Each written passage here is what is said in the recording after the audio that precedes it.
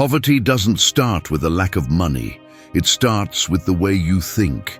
Every decision you make, every habit you repeat without questioning, builds the reality in which you live.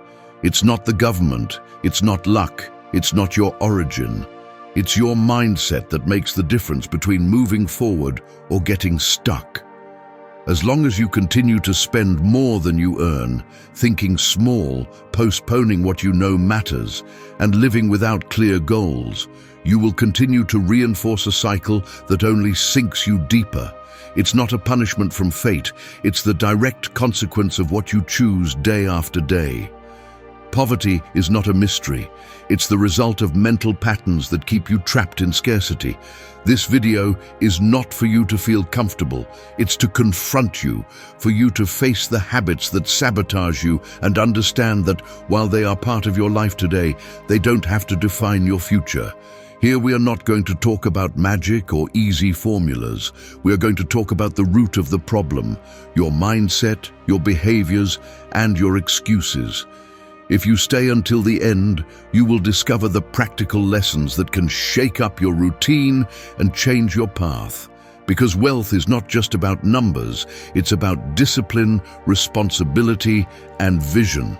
And as long as you keep believing that the cause is outside, you will continue to miss the opportunity to transform the only thing that is really under your control, yourself. 1. Spending more than you earn. It's like loading a backpack with stones that you yourself choose to put in. At first it seems bearable. You even convince yourself that you can handle the weight. But over time, each step becomes slower and more painful until you end up exhausted. This is how the habit of spending more than you earn works, a silent pattern that erodes your freedom little by little. Immediate gratification disguises itself as a reward, but in reality, it's a trap that ties you to debts, interests, and constant worries. The problem is not how much money comes into your hands, but how you manage it. People with modest salaries manage to get ahead because they control every move, while others with high incomes live on the edge because their discipline is non-existent. When you spend more than you receive, you not only lose money, you lose control. You become a slave to banks, credit cards, loans, and never-ending commitments. And the most serious thing is that you feed a mentality of scarcity. You live with the feeling that nothing is enough, although the reality is that you are the one who digs the hole with each unnecessary expense. The way out begins with an act of brutal honesty, recognizing where your money goes. You can't correct what you don't measure. That's why it's vital to note down every expense, no matter how small it seems. Then, set a clear budget and, even more importantly, respect it with iron discipline. Yes, you're going to have to say no to things that seem tempting, but each conscious renunciation translates into future tranquility. Learn to differentiate between desires and needs. Many times you buy to fill emotional voids, to show off, or to feel a momentary satisfaction that vanishes in seconds. Ask yourself before spending, does this change my life, or just give me a fleeting illusion? If the answer is the second, you know what to do. Also, start building an emergency fund, even if it's with small amounts. It's not about accumulating large sums at once, but about proving to yourself that you are capable of taking control. Breaking this habit requires character. It requires to stop living to impress others and start working on your true stability. It requires renouncing immediate pleasure to build long-term freedom. If you don't close the hole where your money escapes, it will never matter how much you earn. You will always live empty. But if you confront yourself firmly and choose to manage better, you will discover that true wealth does not start with earning more, but with spending less and consciously deciding where to place each penny. That is the foundation of all growth. 2. Thinking small. It's like living in a cage with the door open. There are no bars that truly stop you, but you convince yourself that you can't get out, that the confined space you're in is all you deserve. Thinking small is just that. believing that the little you have is the most you can aspire to and that big dreams are reserved for others. This mindset not only limits you, it also conditions every action you take because your life will always move within the frame that your mind decides to draw. The problem with thinking small is that it becomes an endless cycle. You believe you can't achieve more, so you don't act with ambition. Because you don't act, you don't get big results. And because you don't get results, you confirm your belief that you can never achieve anything better. So you settle for mediocre jobs, for relationships with no future, for routines that don't demand you to grow. The worst part is that you start to justify this conformity by saying phrases like, better safe than sorry, or not all of us were born for great things. These are excuses that disguise fear and lack of vision. Breaking this habit starts with a brutally honest exercise, recognizing where you're limiting yourself. Ask yourself what things you stopped trying because of fear, what goals you discarded before taking the first step. Maybe you wanted to start a business, but you thought it was too much for you. Maybe you wanted to learn a new skill, but you told yourself it was too late. Every time you thought like this, you chose the cage, even though the door was open. The first practical advice is to broaden your vision. Read, inform yourself, observe examples of people who started with less than you and managed to get ahead. It's not about admiring from afar, but understanding that what they did, you can also do if you're willing to pay the price of effort. Surround yourself with big ideas because your mind feeds on what you consume. If all you hear are complaints, limitations, and mediocre thoughts, you will never be able to expand your horizon. The second advice is to raise your standards. Ask yourself if what you today accept as enough really is, or if it's just disguised comfort. Raising your standards means not settling for a job that barely allows you to survive, not accepting an environment that slows you down, not staying in a routine that extinguishes your ambition. When your standards grow, your actions change, and when your actions change, your results inevitably improve. The third advice is to set goals that challenge you. I'm not talking about dreaming of millions overnight. I'm talking about setting goals that force you to step out of your comfort zone. If today you earn a certain amount, look for a real plan to double it in a specific time. If you've never read, commit to finishing a book a month. If you've never started a business, start with something small but tangible. The important thing is that each goal forces you to grow beyond what you believe possible today. Another fundamental advice is to change your internal language. Every time you say, "I can't," you're reinforcing your mental prison. Replace that phrase with, "How can I do it?" This simple change transforms the way your brain looks for solutions. Because the truth is that you're not incapable. What happens is that you haven't found the right path yet, and you'll only find it if you're willing to look for it. Thinking small is one of the most destructive habits because it's not immediately noticeable. 3. Procrastinating what is important. It's like having a seed in your hand and deciding to save it for tomorrow. You think that when you plant it, it will grow just the same, that it doesn't matter to wait one more day. But the truth is that each delay is a lost harvest, a tree that will never bear fruit because you never planted it on time. Procrastinating what is important is the quietest thief of wealth and progress. It steals your hours disguising itself as comfort and convinces you that there will always be a tomorrow to do it better. The problem with this habit is not laziness itself, but the deception it carries within. It makes you feel busy with irrelevant things, while the essential remains pending. It's opening social networks instead of working on a project, tidying up your desk instead of facing the difficult task, or justifying that you need to be motivated to act. Each excuse is slow poison. And the most serious thing is that over time, your mind begins to believe that postponing is normal, that life can always wait, until one day you discover that the years have passed and nothing has changed because it was always tomorrow and never today. To stop procrastinating, the first thing is to accept that motivation is not reliable. If you wait to feel inspired, you will never start. Discipline must replace emotion, because what really builds results is consistency, not momentary desires. Force yourself to take the first step, even if you don't want to, because action is what creates motivation and not the other way around. A powerful strategy is the 5-minute rule. When you feel the temptation to postpone something, commit to doing it for just 5 minutes. Most of the time you will find that once you start, you continue effortlessly. Another tip is to divide the important into small and concrete tasks. You procrastinate because your mind sees the goal as an impossible mountain to climb. But if you break it down into steps, the path becomes manageable and less intimidating. You also need to identify the triggers that make you fall into this habit. Ask yourself, what distracts me most often? The cell phone, social networks, television, meaningless conversations.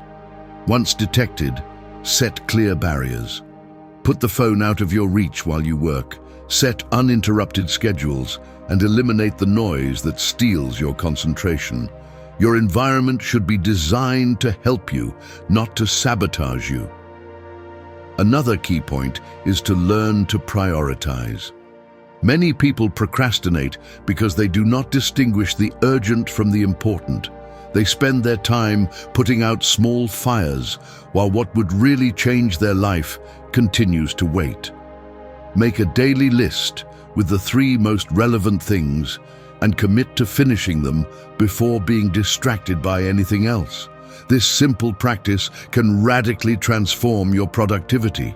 Procrastinating what is important not only keeps you poor in money, it also keeps you poor in time, in achievements, and in self-esteem. Each postponed task is a message to yourself that you do not trust your ability to act. Breaking this habit is an act of self-respect. It is to show yourself that your goals matter more than your excuses. Because in the end, life is not measured by what you say you will do tomorrow, but by what you dare to build today. If you bury the seed at the right time, you will have a tree that will bear fruit all your life.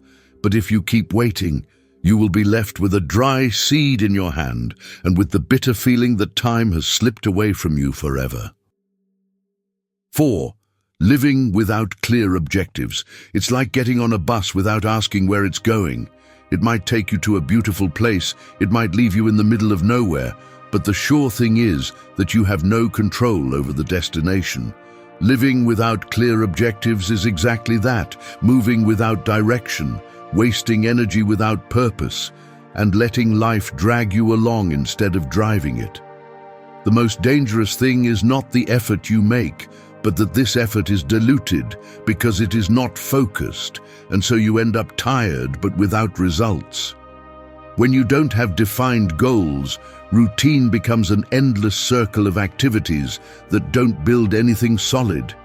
You work to pay bills, but not to grow. You get up to fulfill obligations, but not to pursue a purpose.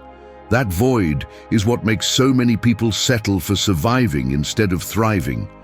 And the hardest part is that without goals, any obstacle seems enough to stop you because there is no why strong enough to force you to continue. Having clarity is much more than writing a dream on paper. It's designing a map that reminds you where you're going.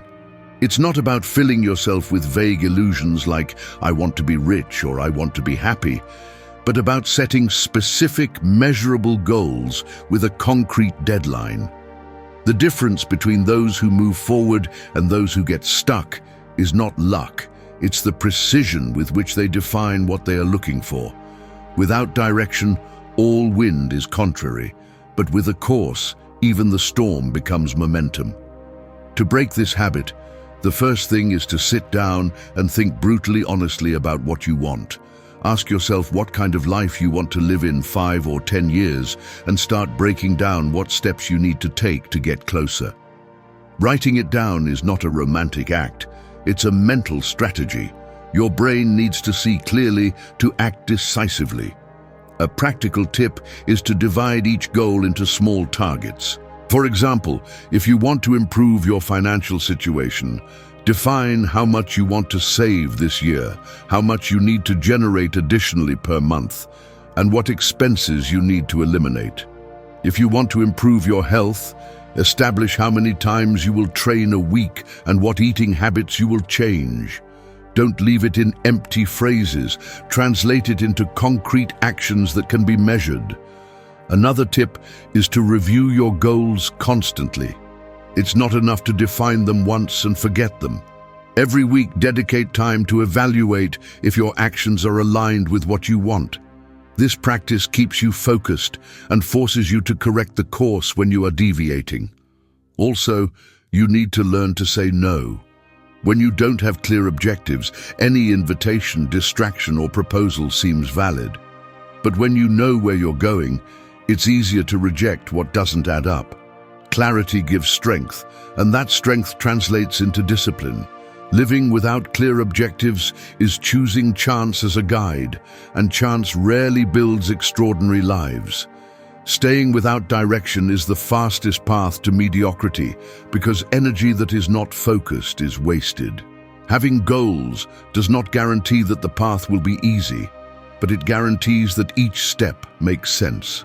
And in a life where time is the most valuable resource, you can't afford to walk aimlessly. Whoever defines their destiny takes the wheel, and whoever doesn't will always be a passenger on someone else's journey. 5. Waiting for motivation to act. It's like standing in front of a closed door, waiting for the wind to open it for you. You stand still, watching, imagining what it would be like to cross to the other side, but you never turn the handle because you're waiting for the perfect signal, the ideal moment, that spark of motivation that never seems to come. Living this way is giving your time to inaction. It's believing that the engine of your life must come from outside, when in reality it was always within you. The mistake of waiting for motivation is that motivation is unstable, volatile, and deceptive. One day it fills you with energy, and the next it disappears without a trace. If your discipline depends on being motivated, you will never have consistency. Building wealth, changing habits, or transforming your life doesn't happen because one day you woke up inspired. It happens because even when you didn't feel like it, you did what you had to do. Discipline is the real fuel, and those who understand it move forward, while others remain stuck waiting to feel something that rarely comes. Motivation, in reality, is not the beginning of the process, it's the consequence. When you start to act, even if you don't want to, your brain generates that feeling of progress that later translates into motivation. But if you decide not to move until you feel it, you condemn yourself to a cycle of endless waiting. It's like waiting to have strength to train when the strength appears precisely after starting to train. To break this habit, you need a radical change in your way of thinking. It's not about seeking to be inspired, it's about committing to what you know you should do. The most direct advice is simple. Create routines that do not depend on your mood. If you have to read, write a schedule and stick to it. If you want to save, program the amount automatically. If you want to improve your health, set training days and do it without giving room to internal negotiation. The mind will always look for excuses, but if you establish firm systems, they will support you even on days when your motivation is on the floor. Another useful tip is to start with small, immediate actions. Often, the lack of motivation comes from viewing the task as a mountain. Instead of obsessing over the big, focus on the minimum. Write just one page if you want to finish a book. Save a small amount if you want financial independence. Do 10 minutes of exercise if you can't handle an hour. The key is to move, because movement generates momentum, and that momentum becomes a habit. It's also important to surround yourself with external discipline. If your environment is full of distractions and people who don't keep their promises, it will be harder to stay firm. Surround yourself with those who value consistency, who don't wait to feel like doing the right thing. That example is contagious and reinforces your own commitment. Waiting for motivation is a luxury that the poor in mentality can't afford. Every day you postpone because you don't feel like it is a day that is lost forever, a day that could have brought you closer to your goals and will never return. Those who succeed are not those who were always inspired, they are those who did what was necessary even when they didn't want to. Success is not built with sparks of emotion, it's built with bricks of discipline laid one after another until a solid life is built. Stop waiting for something or someone to ignite your fire. Learn to ignite it yourself with your daily actions. That's the difference between those who move forward and those who remain stuck in eternal waiting. 6. Surrounding yourself with people who belittle you. It's like trying to grow in a garden where the soil is poisoned. No matter how much sun you get or how much water is poured onto you, the roots cannot expand because everything they absorb is contaminated. That's how your environment works. If you surround yourself with people who limit you, who criticize every idea, who mock your dreams, and who enjoy your mediocrity because it makes them feel comfortable, you will end up withering even though you have the potential to bloom within you. The great mistake of many is to underestimate the power of the environment. They believe that mentality stands on its own, but the reality is that thoughts are constantly shaped by conversations, attitudes, and the energy of those around you. If you are in a circle where it is normal to spend without thinking, procrastinate, complain about the government, or blame luck, sooner or later that pattern becomes yours. Because no one can aspire to greatness if they live surrounded by people who celebrate smallness. Breaking this habit requires courage, because it means looking straight at the people you spend the most time with and asking yourself if they really add or subtract from your life. It's not about hating or despising anyone. It's about recognizing that there are environments that drain your strength and others that multiply it. The first practical advice is to carefully observe what conversations predominate in your circle. If most of them are criticisms, gossip, or constant complaints, you are poisoning your mind every day. The second piece of advice is to start filtering the time you give. You don't need to cut everyone off at the root, but you do need to reduce exposure to those who sink you. Dedicate more hours to reading, learning, training, or building instead of being trapped in dynamics of mediocrity. Time is limited, and every minute you give to someone who belittles you is a minute you lose to grow. The third piece of advice is to intentionally seek better circles. Surround yourself with those who are already on the path you want to follow, those who think big, those who are not content with just surviving and seek to build. It can be through communities, mentors, books, or even content that feeds your mind differently. The important thing is that your environment becomes fuel, not poison. Another crucial aspect is learning to set clear boundaries. Often the people who hold you back are family members or longtime friends, and it's hard to completely distance yourself from them. But you can limit the impact they have on you. You don't have to listen to every criticism. You don't have to justify every decision. You don't have to allow their insecurities to become chains for you. Boundaries are not selfishness. They are protection of your energy and your vision. Surrounding yourself with people who belittle you is one of the most dangerous habits because it acts in silence. You don't feel the damage immediately, but little by little it shapes your way of thinking until one day you discover that you stopped dreaming, trying and believing in yourself. And all because you lived surrounded by those who never dared to grow. The antidote is simple but tough. Choose better who you share your time with, even if it hurts, even if it means walking alone for a while. Because it is better to move forward alone than to live trapped among voices that celebrate your stagnation. When you choose an environment that drives you, you discover that growth is inevitable, because your roots finally find fertile ground to expand. 7. Believing that learning has already ended. It's like closing a book in the middle of the story and convincing yourself that you already know everything. You miss the most valuable pages, the lessons that could change the course of the protagonist. And the worst part is that you don't even notice it because you think you don't need to read anymore. This is how the mindset of those who think they have learned enough works. They settle in what little they know and turn that comfort into an invisible prison that stops any possibility of growth. The world changes every day. Technology advances, markets transform, opportunities move. However, many remain trapped in what they learned years ago, as if that knowledge was enough to face the challenges of the present. That arrogance disguised as security is a silent enemy. It convinces you that you no longer need to read, train, listen, or update, and all it achieves is to condemn you to become obsolete. What was valid yesterday, today may be dead, and whoever does not understand it is left out of the game.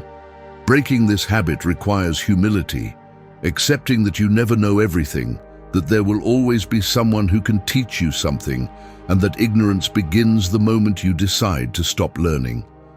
The first practical advice is to return to the habit of reading. It's not about reading for fashion, but choosing books that expand your vision, that challenge you, that make you uncomfortable because they shake what you believe to be true. A book can save you years of mistakes if you have the humility to open it. The second piece of advice is to surround yourself with people who know more than you in certain areas. Listen, ask, absorb what they have already gone through. Don't see it as competition. Look at it as learning shortcuts. Staying in circles where you are always the smartest only feeds your ego, but not your growth. You need people who push you to feel uncomfortable because it forces you to level up. The third piece of advice is to learn from experience, not just theory. Life gives you lessons in every mistake, in every failure, in every blow. Whoever believes that learning has already ended ignores these signals and repeats the same falls over and over again. Change your mindset and ask yourself, what is this teaching me? What can I improve to not repeat it? That question transforms any stumble into a lesson that makes you stronger. Another key point is to invest in continuous education, whether it be courses, workshops, or new skills. Don't wait for the need to force you to learn, because when that time comes, it will be too late. Get ahead, train in what's coming, in what can open doors for you in the future. That preparation is the difference between adapting to change or being swept away by it. Believing that learning has already ended is a form of surrender. It's accepting that your life can't be better than it is now, that your mind can't expand more, that your capacity is exhausted, and that's a lie. As long as you're alive, you can learn, you can reinvent yourself, you can acquire new weapons to fight against poverty and build prosperity. True wealth is not in what you already know, but in what you are still willing to learn. Whoever keeps learning always advances. Whoever considers themselves an eternal master remains trapped in their own ignorance. 8.